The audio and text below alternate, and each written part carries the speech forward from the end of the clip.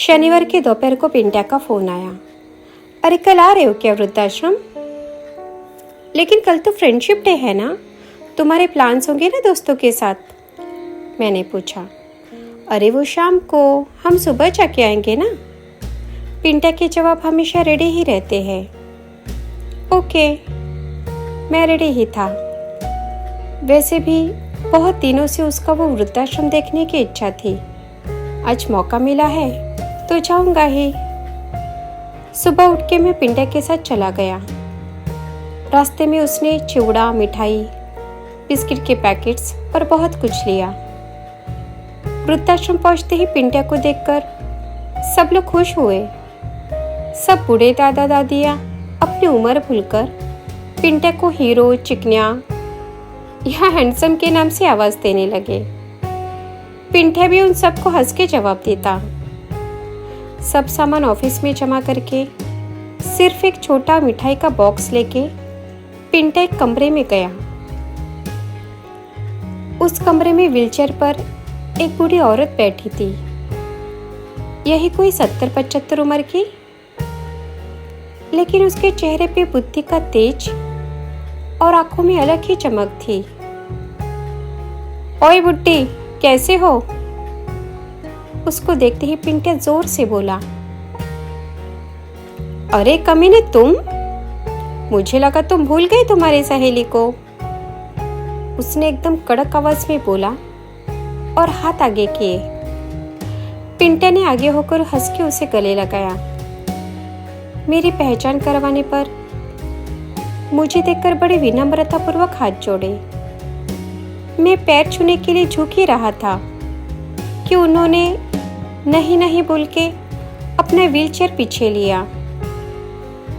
ये मेरी सहेली थोड़ी बूढ़ी दिख रही है, लेकिन है बहुत शरारती। एक दूसरे को गाली गलौज किए बगैर दिन ही नहीं जाता हमारा। इसके मरने के बाद सब स्टेट ये मेरे नाम करने वाली है, इसलिए उसका सब सह रहा हूँ। पिंट्या हंस के बोला। कुछ मिलने वाला नहीं है तुम्हें।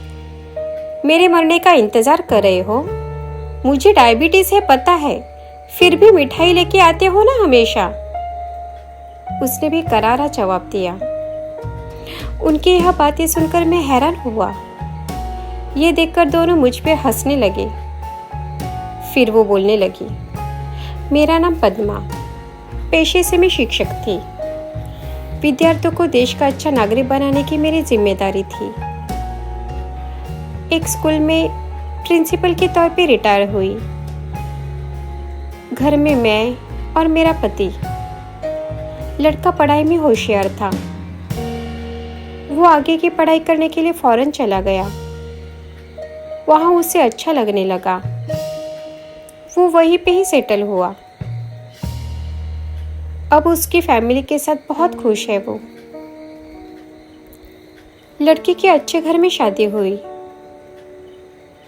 लेकिन 25 साल का संसार किया, मेरी उम्र तक नहीं टिक पाई। अभी 5 साल पहले एक बीमारी में वो चल बसी।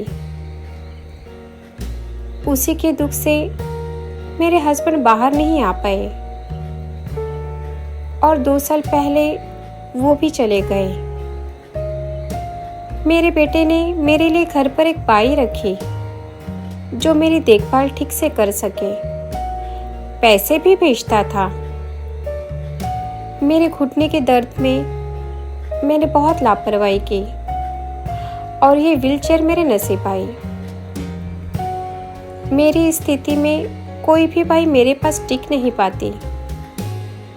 लड़की के जाने से जमाई ने भी सारे रिश्ते नाते तोड़ दिए। बेटे का भी यहाँ आने की इच्छा नहीं होती। मैं निराश हुई। आखिरकार न चाहते हुए भी लड़की ने वृद्धाश्रम का पर्याय सुझाया और मैंने वो आनंद से स्वीकारा। यहाँ आने के बाद भी सबके रहते हुए अकेलापन सताता। तब मेरी मुलाकात पिंट्या से हुई। वो और उसके दोस्त लोग अनाथ और निराधार लोगों का अपना रिश्तेदार समझ के अंतिम संस्कार करते हैं। हे भगवान, समाज में ऐसे भी लोग होते हैं क्या? धीरे धीरे ये लोग मुझे अपने लगने लगे। ये पिंटिया हमेशा मुस्कुराता रहता है, उसके चेहरे पे दुख कभी देखा ही नहीं मैंने। जब भी वो किसी के अंतिम संस्कार की तैयारी करता है, उसका चेहरा गंभीर होता है, लेकिन उसकी आंखों में दुख कभी देखा ही नहीं मैंने। पहली बार जब मैं उससे मिली, जब उसने मिठाई का टुकड़ा मेरे हाथ पे रखा, मैंने बोला, अरे मुझे डायबिटीज है।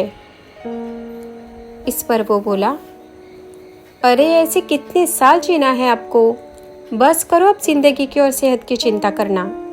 जल्दी मौत आने दो बोल रहे हो और सेहत का ख्याल भी रख रहे हो। खाओ चुपचाप, उतने साल कम होंगे जिंदगी के। मन मारकर ऐसे जीने से क्या फायदा।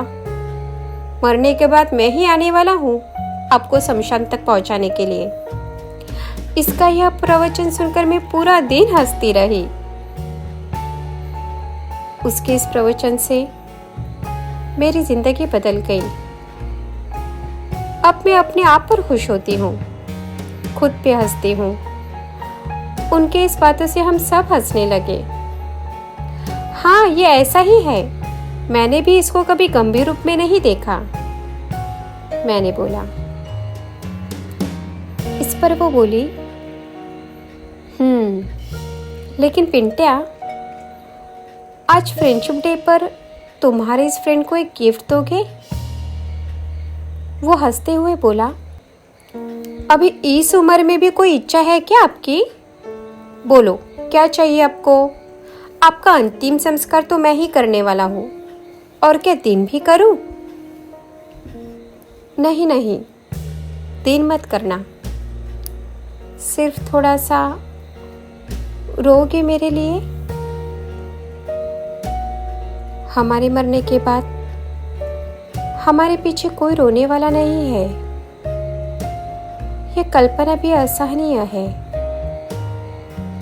मैं तुम्हें अपना दोस्त मानती हूँ, लेकिन तुम रोओगे नहीं, इसका मुझे पूरा यकीन है। इसलिए हतबल होकर तेरे आंसू मांग रही हूँ, दे दोगे? ये सुनकर पिंटिया हड़बड़ाया। कुछ पल के लिए उसके चेहरे पर उदासी छाई। मैं भी अस्वस्थ हुआ। क्या बुड्ढी, कुछ भी मांग रहे हो? ऐसा बोल के पिंटिया ने उसका हाथ अपने हाथ में लिया। थोड़ी देर वैसे ही बैठा रहा, उसके आंखों में देखा और अपने आंखें पोंछकर पराभूत योद्धा की तरह कमरे के बाहर चला गया।